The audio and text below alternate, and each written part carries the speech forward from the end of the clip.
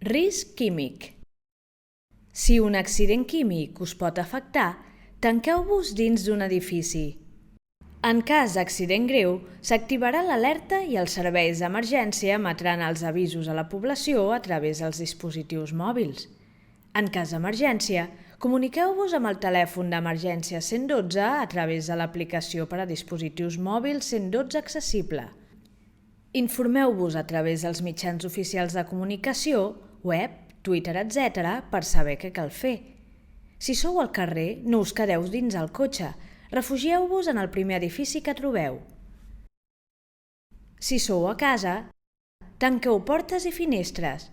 Atureu els sistemes de climatització i ventilació. No aneu a buscar la mainada a l'escola, el personal docent ja té instruccions de com actuar.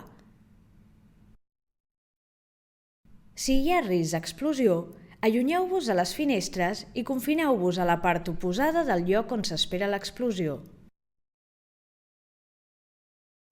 Final de la situació d'emergència.